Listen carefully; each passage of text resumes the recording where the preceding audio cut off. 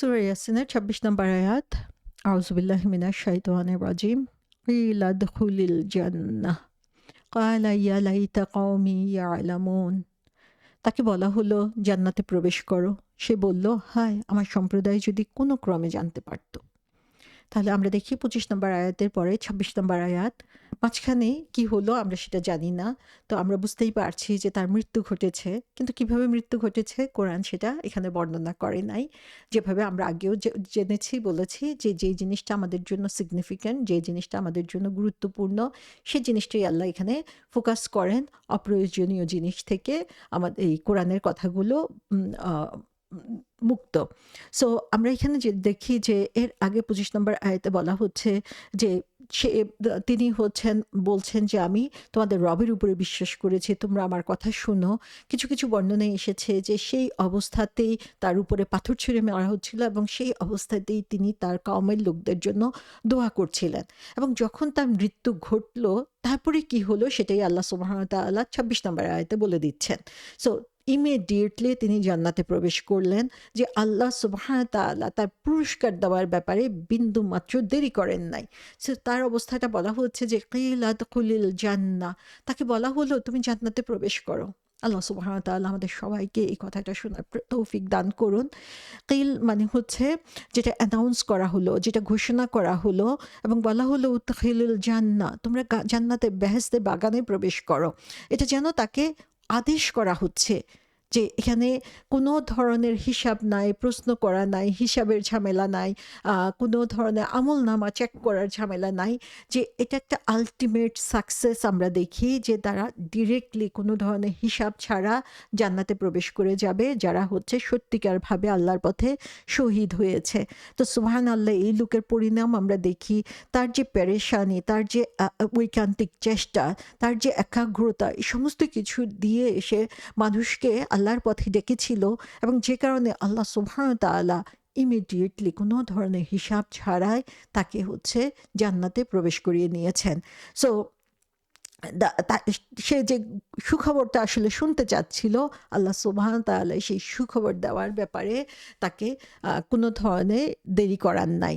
So সে যখনই হচ্ছে এই দুনিয়ার জীবনের সফর শেষ করে অন্য জীবনে ঢুকলো মৃত্যুর মাধ্যমে, সেখানেই ফেরেশতারা তাকে ওয়েলকাম জানানোর জন্য, তাকে সুসংবাদ দেওয়ার জন্য অপেক্ষা করছিল যেন। এবং এখান থেকে আমরা দেখি যে হি ওয়াজ ইন জান্নাহ, তিনি জান্নাতে প্রবেশ করেছেন। এবং সেই জান্নাতে প্রবেশ করার পরেও আমরা দেখি যে তার কি কথা ছিল। কালা ইয়া লাইতা কওমি ইয়ালামুন, তখনও তিনি বলছেন যে তিনি সেই সময় বলতে বা আফসোস আমার কওমের লোকেরা যদি জানতো। সুবহানাল্লাহ, আমরা দেখি যে যখন জান্নাতে প্রবেশ করেছে খুশির আতিশয্যে তার সবকিছু ভুলে যাওয়ার কথা, কিন্তু still he remembers his people. তখনও তিনি তার লোকজনের জন্য তার ভালোবাসা সেখানে প্রকাশ পাচ্ছে। সো এই যে ভালোবাসা, এই যে কমিউনিটির লোকদেরকে, আমার আশেপাশে যারা রয়েছে আত্মীয় স্বজন, আমি যাদের সাথে চলাফেরা করছি তাদের ব্যাপারে কেয়ার করা, সেটা যে কত গুরুত্বপূর্ণ একটা ব্যাপার সেটা আমরা এখানে দেখতে পাচ্ছি। এবং ঠিক তার এই সিনসিয়ার হওয়ার কারণেই আল্লাহ সুবহানাহু ওয়া তাআলা তাকে শীঘ্র জান্নাতে প্রবেশ করিয়ে দিলেন। এবং এখানে বলা হচ্ছে যে ইয়ালামুনটা হচ্ছে প্রেজেন্ট টেন্সে বলা হয়েছে। তার মানে হচ্ছে যেন শুধু তারা যদি জানতো যে এমন একটা অবস্থা যে এই সময়ে এখনই যদি তারা এটা জানতো এবং তারা নিজেদের বিহেভিয়ার চেঞ্জ করে নিত, তাহলে সেটা তাদের জন্য কতই না ভালো হতো। কাতাদা রহমতুল্লাহ আলাইহি বলেছেন যে আল্লাহ তাকে জান্নাতে সরাসরি প্রবেশ করিয়ে দিয়েছেন এবং তিনি সেখানেই অবস্থান করছেন। মুজাহিদ রহমতুল্লাহ আলাইহি বলেছেন যে এখানে ফেরেশতারা তাকে সুসংবাদ দিচ্ছে তিনি জান্নাতে প্রবেশ করবেন অন্য বিশ্বাসীদের সাথে। সো আল্লাহ সুবহানাহু ওয়া তাআলা ভালো জানেন, কিন্তু আমরা দেখছি যে ঠিক ২৫ এর পরে ২৬ নম্বর আয়াতে আল্লাহ তার পুরস্কারের কথা বলে দিয়েছেন। এখানে সাহাবাদের বর্ণনায় এসেছে, যেমন ইবনে মাসউদ রাদিয়াল্লাহু আনহু এর বর্ণনায় এসেছে যে আল্লাহ তাকে বললেন উদখিলিল জান্নাহ।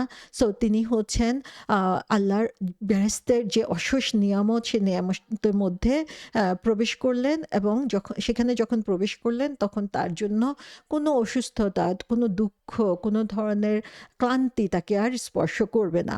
মুজাহিদ রহমতুল্লাহ আলাইহি বলেছেন যে এটা হাবিবান নাজ্জারকে উদ্দেশ্য করে বলা হয়েছিল যে তুমি জান্নাতে প্রবেশ করো। এটা তার অধিকার ছিল, কারণ তাকে হত্যা করা হয়েছিল ফর গুড রিজন, যে তিনি যে মানুষকে হেদায়েতের পথে ডাকছিলেন সেজন্য, এবং তিনি সেই রিওয়ার্ড, তার যে পুরস্কার সেটা সেখানে তিনি সরাসরি দেখতে পেলেন। কাতাদা রহমতুল্লাহ আলাইহি বলেছেন যে তুমি কখনোই এমন একজন ইমানদারকে পাবে না যে হচ্ছে সবসময়ই হচ্ছে সিনসিয়ার, সবসময়ই হচ্ছে আল্লাহর প্রতি নিবেদিত এবং নেভার ইনসিনসিয়ার। সো যখন সে জান্নাতে প্রবেশ করলো তখন সে আল্লাহর যে সম্মান, সে সম্মান তাকে দেওয়া হলো, সে সম্মান সে দেখতে পেল, এবং তখনই সে বলল যে ক্বালা ইয়া লাইতা কওমি ইয়ালামুন। তো এখানে আমরা দেখি যে তার যে পুরস্কার, সে পুরস্কারের মূল কারণ ছিল তার সিনসিয়ারিটি। তিনি তার লোকদেরকে ভালোবাসতেন এবং এই ভালোবাসার কারণেই আল্লাহ সুবহানাহু ওয়া তাআলা তাকে এত বড় একটা পুরস্কার দান করলেন। তো সিনসিয়ারিটি জিনিসটা হচ্ছে এরকম যে আমাকে বলতেই হবে আমি আল্লাহ সন্তুষ্টির জন্য এই কাজ করছি, সেটা না। এটা আমার অন্তর থেকে আসবে যখন, তখনই সেটা আসলে সিনসিয়ার, সেটাই ইখলাস, সেইটার মধ্যেই আমার ঐকান্তিক আগ্রহের প্রকাশ ঘটবে। আমরা যেমন একটা ঘটনা জানি যেখানে বলা হয়েছে, যে হাদিসে এসেছে যে একজন লোক, সে যখন একটা তৃষ্ণার্ত কুকুরকে দেখলো, সেই তৃষ্ণার্ত কুকুরকে দেখে তার মনের মধ্যে ভালোবাসার উদয় হলো এবং সে কারণে সে তাকে পানি পান করালো এবং তার কারণে আল্লাহ সুবহানাহু ওয়া তাআলা তাকে জান্নাত দান করলেন। সেই লোক সেই কুকুরকে পান করানোর সময় নিশ্চয়ই বলে নাই যে আল্লাহর নামে, আল্লাহ সন্তুষ্টির উদ্দেশ্যে আমি এটা করেছি। এটা তার অন্তর থেকে বের হয়ে এসেছিল, একান্তভাবে সে এই কুকুরটাকে সাহায্য করতে চেয়েছিল। এই ঐকান্তিকতাই হচ্ছে আমাদের সিনসিয়ারিটি।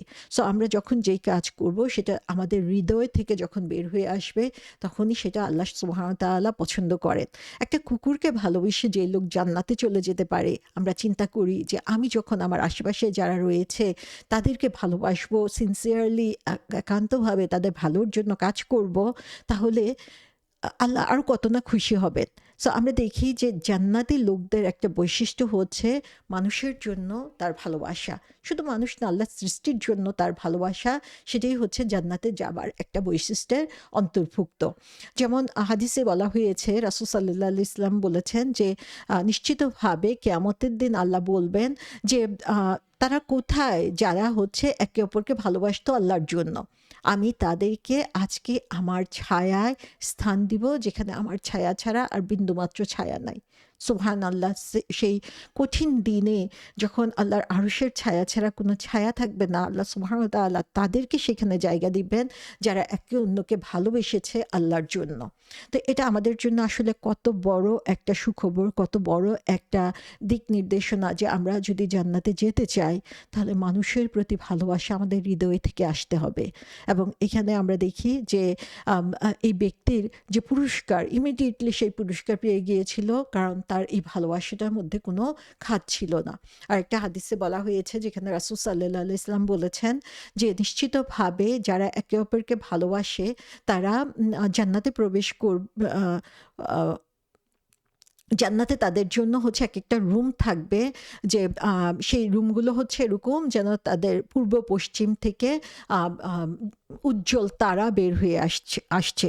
তখন তাদেরকে বলা হবে যে তারা এই লোকগুলো কারা, যে তাদের এই উজ্জ্বল আলো দেখে তখন অন্যরা আগ্রহী হয়ে উঠবে, তারা জিজ্ঞাসা করবে এই লোক কারা।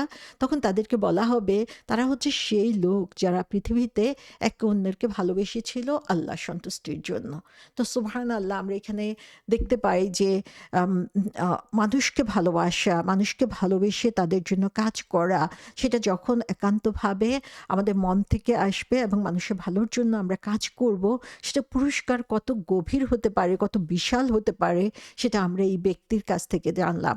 এই ব্যক্তির কোনো পরিচয় আমরা জানি না, এই ব্যক্তির নাম জানার আমাদের কোনো প্রয়োজন নাই। এই ব্যক্তি কি করেছিল সেই কাজটা জানা হচ্ছে আমাদের জন্য ইম্পর্ট্যান্ট। তার জীবন, তার অন্তরের মধ্যে যেই পরিবর্তন এসেছিল ঈমানের কারণে, মানুষের ভালোবাসার কারণে, যে ঈমানি মজবুতি তিনি অর্জন করেছিলেন, সেটা হচ্ছে আমাদের দেখার বিষয়। এবং তার সেই সিনসিয়ারিটিকে আল্লাহ সুবহানাহু ওয়া তাআলা পুরস্কৃত করে দেখিয়ে দিয়েছেন যে যারাই হচ্ছে এই পথের সফরসঙ্গী হতে চায়, যারাই এই পথে চলতে চায়, আল্লাহ সুবহানাহু ওয়া তাআলা তাদের জন্য এরকম পুরস্কারই রেখে দিয়েছেন।